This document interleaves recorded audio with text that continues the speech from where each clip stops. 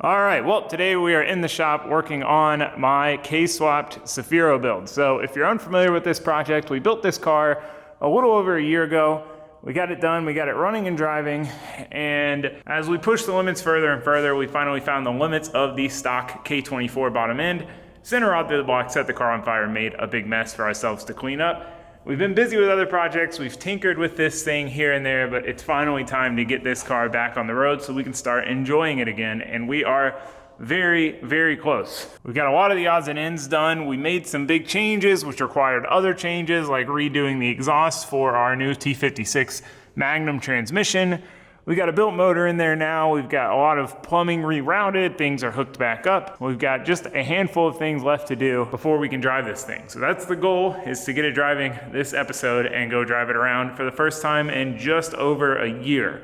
It's been a year this car has been sitting. It's painful. I'm hoping to have it back up and running because I miss it and I want to drive it and enjoy it and drift it and do all those fun things. So that's the goal. That's what we're going to try to do today. So let's just dive right in, start knocking out these projects one by one. All right, so the first thing is some drive shaft bolts. Drive shaft bolts are very specific. If you ever put a drive shaft in a car, you need to use the correct bolts. You can't just use regular hardware. We have a ton of hardware, but drive shaft bolts are specific. Luckily, my buddies Raldo and Josue own a business that parts out Nissan's rice and beans parts, so these were very easy for me to get my hands on.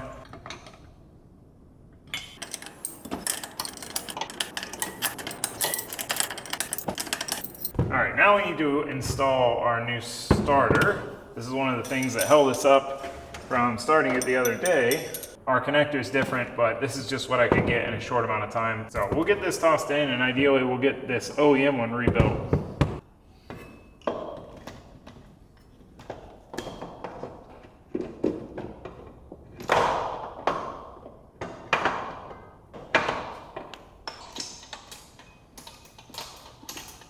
All right, starter is in.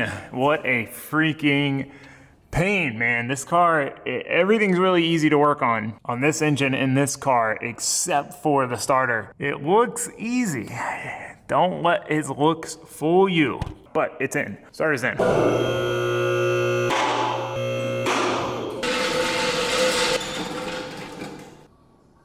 Cold oil.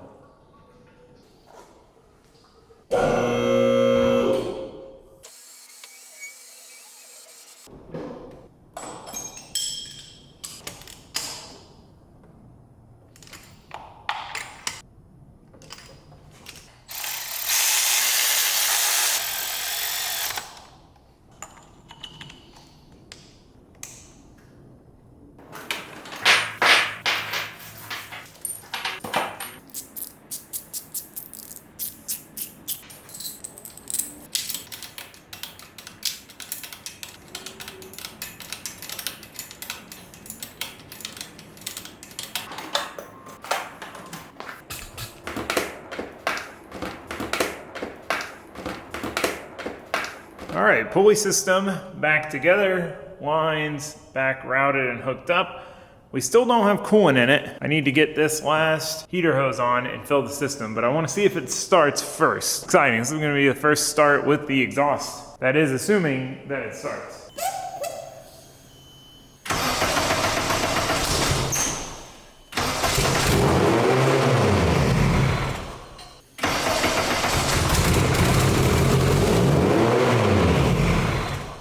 Sounds like we need to adjust the drive-by-wire throttle. It's wanting to zing, but it starts. All right, well, it started. We are bleeding the brakes away from driving it. If it weren't for one pesky issue that we're having, for whatever reason, it just wants to rev to like 3,000 RPM on startup. I have gone through all of the settings, the idle settings. I spent a lot of time on the idle with the Haltech when I had this car running and driving before it blew up. So I remembered most of them. It's been a while since I've messed with the Haltech. It's been a year, so it took me a minute to get back in the swing of things, but I went through all of those settings. None of them were the issue. Tried zeroing them out just to be sure. I recalibrated the drive-by-wire. I went through those settings. It doesn't seem to be a tune issue, which would make sense. I mean, this is the tune we had on the car when it blew up and it idled and ran fine. So there's nothing majorly changed about this engine except for the built bottom end and a different intake manifold. So I'm thinking we've got something mechanical going on, either a giant vacuum leak. It's hard for me to spot because I'm I'm starting the car in there, and with it revving to 3 grand, I don't want to get out and let it run for that long. So it's a bit of a struggle, but we'll get it figured out. We're gonna start diving into the mechanical side of things now. It's gotta be something silly. I'm sure it's something silly. This is usually how it goes with a car. Even when you're basically putting it back together the same way it was, there's just random little things that rear their ugly head. And we'll try to make you pull your hair out, but you gotta remember, there's always a solution to every single problem you're gonna have with a car. There's always a solution. If you keep that in mind, it makes it a lot easier to go through the process and not get too frustrated. So that's what we're gonna do. Just go through the process. We'll figure it out. So the first thing I wanted to check was the intake manifold itself. It was shipped assembled, so I didn't know if the bolts connecting the two halves might have been left loose, and I was supposed to tighten them, and I didn't tighten them. They weren't super tight, but none of them were loose enough to really be like, that's it. These are super loose. That's gonna be the problem, but we tightened them down anyway. In these situations, you gotta cover your bases. So with that and the throttle body all tightened down, we tried to start it again, and it seemed promising for a second there, but what do you know, same thing happened. So I started looking at the data, going through and reading all of the percentages of the drive-by-wire throttle body, and according to the computer, it's not opening at all. 0% opening. So I want to know, is it actually not opening, or is it thinking that it's not opening and it's actually sticking open and causing our high idle? But inadvertently, looking for that problem, we found the actual problem. All right, I think I may have found it. It may have been as simple as you would think. I think there's an open port at the bottom of the intake. I don't know if it's a bolt hole, like a blind bolt hole, or if it goes through. It might not idle at all now since I changed all the settings.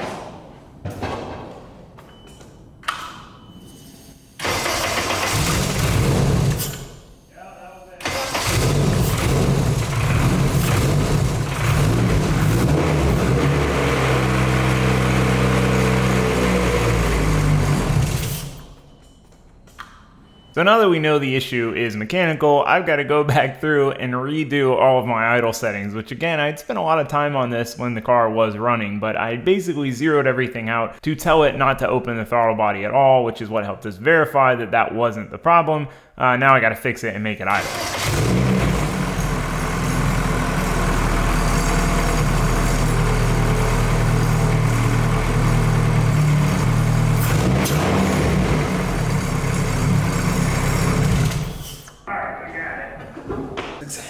Great success. Now we can put it back together. Simple as it usually is. So now that we found our super simple and obvious problem, we get to put everything back together. Now, luckily, when I built this V-mount intercooler radiator setup, I always have functionality, but also serviceability in mind when I fabricate stuff. I want things to be easy to work on. There's nothing worse than a car that is difficult to work on. So we made it pretty easy. It goes back together quick. So I can't really complain too much. So with that done, it's back where we started, more or less. We can work on replacing this brake fluid reservoir. So again, it was already getting a little melty from the downpipe before I built the heat shield for it.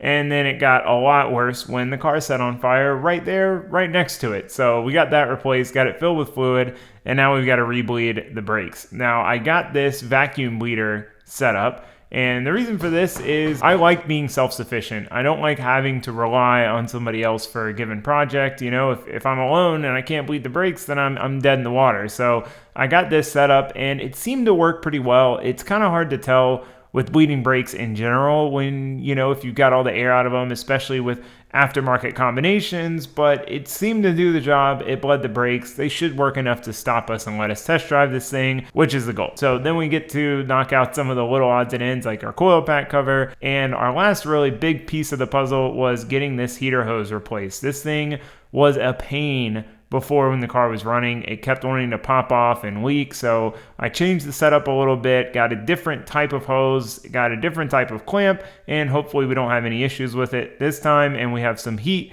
because Florida winter still gets a little chilly. It's nice to have some heat in a project car. All right, well, our brakes are bled, at least reasonably well. We'll have to see how the pedal feels with the car running and driving, but brakes are bled. We got our final coolant hose in, this upper heater hose. Still have heat and everything in this car. Keep it street car. That's the goal of this thing. Nice street car. So with that done, we're ready to put coolant in it, but I don't have any distilled water on hand. And it's important to run distilled water if you're gonna run water only in a cooling system, which we are going to do. So in the meantime, I really wanna see how these wheels look. So we've got these wheels for this car almost a year ago, and we have never been able to test fit them on the car until today. Finally able to use them. First, we gotta mount some tires.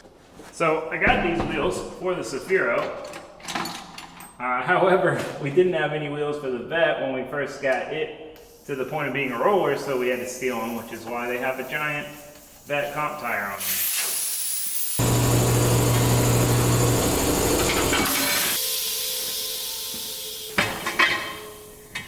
So these are the tires that we had on the wheels when we got them originally from Fitment Industries. We even had them ceramic coat them and mount the tires. Then we ended up having to take tires off to put Vet tires on because, you know, you gotta do what you gotta do. So yeah, Fitment Industries is pretty sweet because they have an insane amount of options. I really like the way they organize their wheels. It's really easy to find what you need. You don't have to dig through a bunch of pages of wheels that are the wrong size or the wrong lug pattern for your car.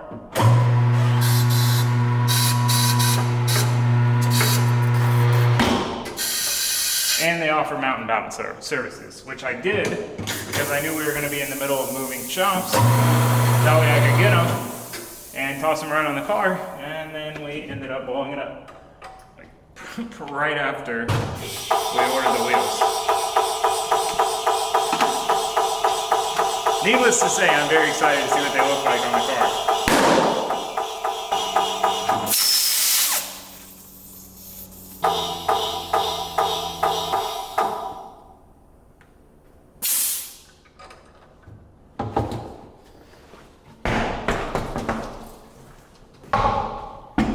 The old wheels we had all, oh yeah, no, definitely don't need that.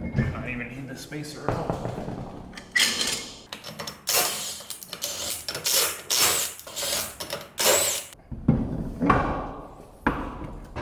Oh yeah, that's mint. That works out.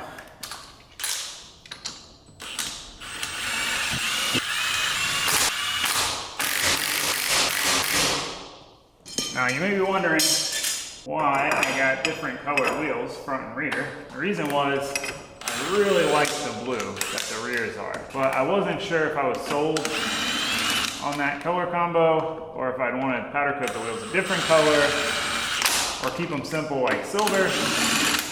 I'm also not sure what I want to paint the car itself, so I decided to split it up and get basic front, a basic color for the front, and then try something wild for the rear. See how I like it.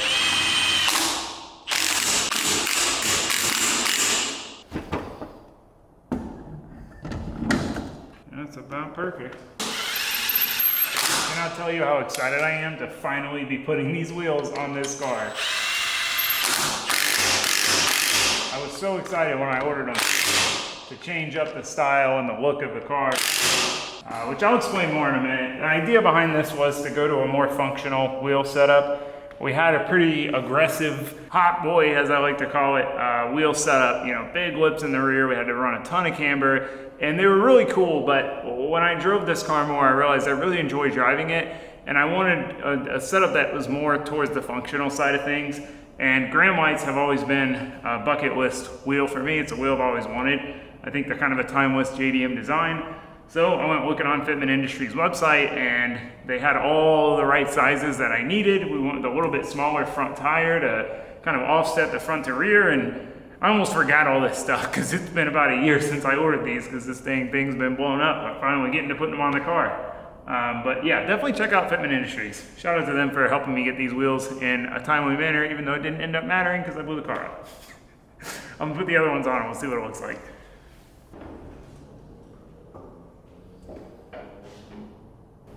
Alright, so we can pull some camber out. A decent bit, really. We just get, because I have way too much camber.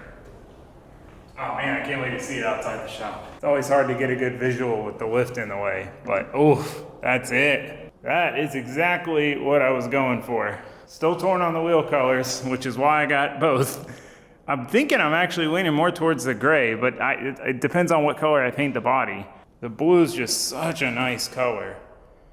I really like that color. All right, let me pull some camber out of the front. And we need to go to the store and get distilled water because that's really the only thing holding us up from taking it for at least a little spin around the block, hopefully.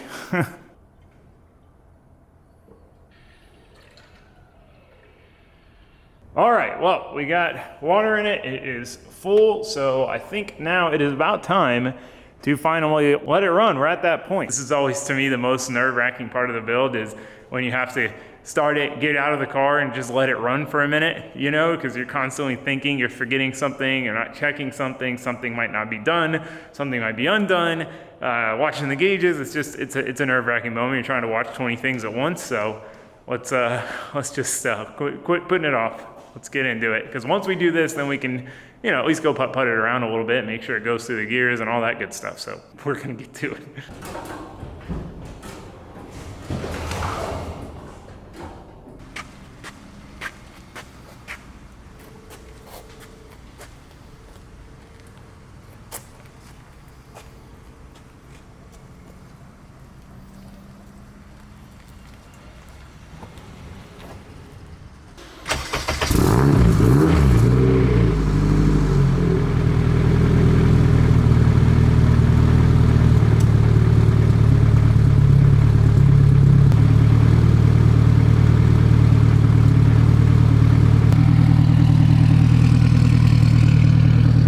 So quiet.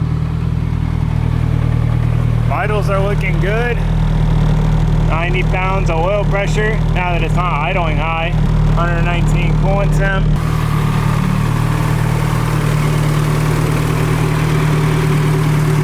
Gonna be burning all the crap off the exhaust. Gotta let it get up to temp, let the thermostat open. It shouldn't take much more in. I'm loving the gram white look. Oh, a little smoky. Burning all the junk out of the exhaust.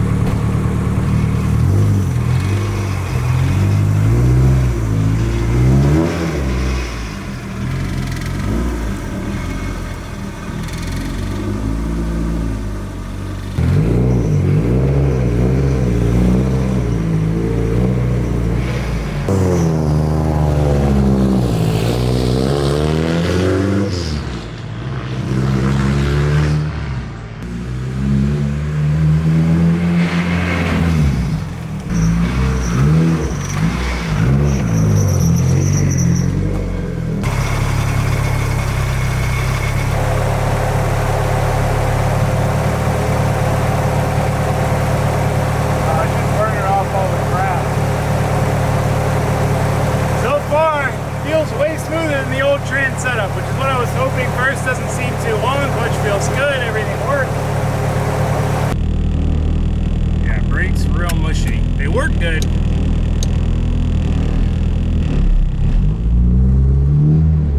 This clutch is way easier to drive than the last one. Makes the same. Oh, I didn't have the power steering hooked up either. Doesn't feel like it's working now. Or did I plug it in? I did.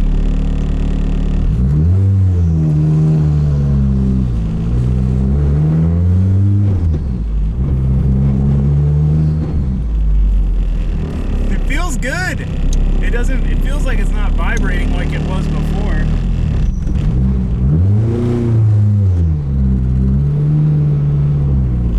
But we won't really know about that until we drive it at speed. It is vibrating still a little bit. Yeah, power steering is hooked up. Maybe I never hooked the power wire up. Something about this Hirsch shifter in this car makes me happy. Oh, it's way better than it was before. Before, when you revved it like that, it sounded like the trans was going to come apart. But it's fine.